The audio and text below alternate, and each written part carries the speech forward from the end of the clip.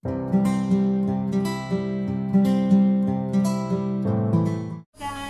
our recipe for today ay pinakbet. O, yan o. May kamatis, may tinapa, may sitaw, talong, ampalaya, okra, sili, at kamote. Ayan, magpapakbet tayo guys. Ayan o. Ayan. So, ang una kong gagawin ay piprito ko muna yung tinapa. Gusto ko kasi yung tinapa ay medyo iluto muna bago ilagay. Pakbet ng Ilocano. Pero konti na itong mantika guys ang gagamitin. Yan. Yan o. So, yan. So, ilagay na natin yung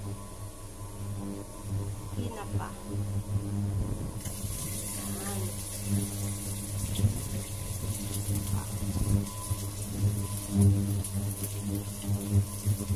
Yan. Sino nag-ulam ng pinakbet guys?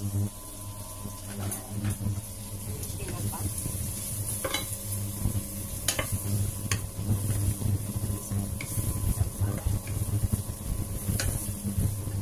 Luto ko lang yung tinapa. Ganyan. Pero, ang tunay na sangkap ay bagoong.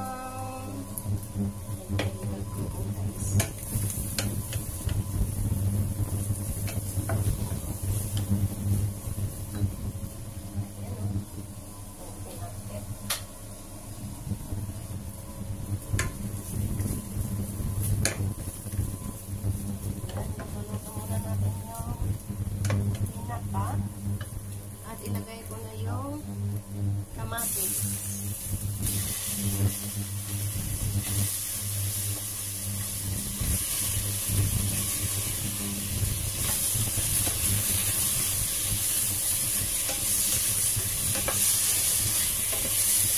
Kamatis. Ayan. Tapos, yung gulay.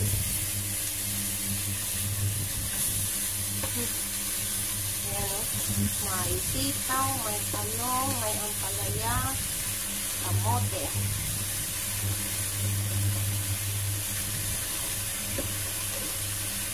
Ayan. Pag Ilocano guys, ayan, ganito yan. Halo-halo.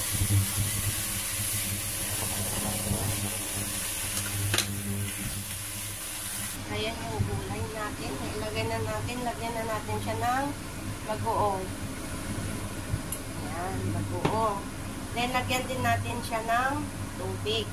Lagyan din natin siya ng tubig para pangluto niya. So, ayan, hinalo-halo ko yan. Then, takpan natin para lutuin.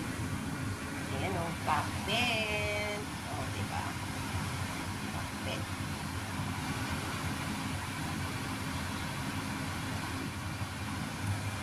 Guys. Takpan muna natin. Tignan natin. Kumukulo na siya.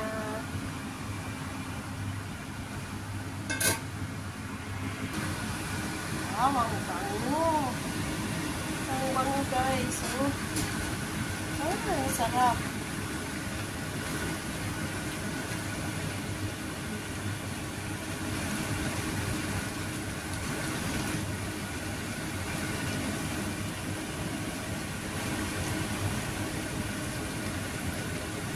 Pinakbet.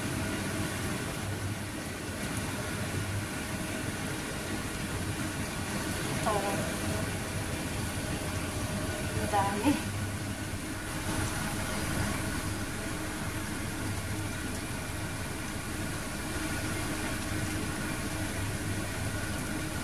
Hindi po karne yung ating kwan. Ang ating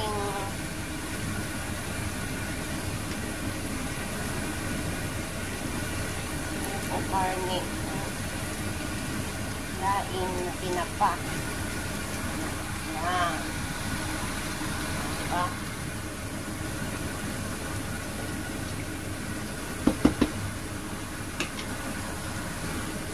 Tikman natin.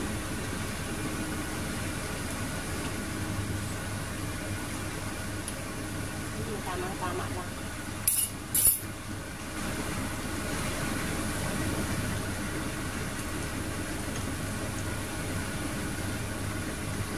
Tamang-tama yung alat.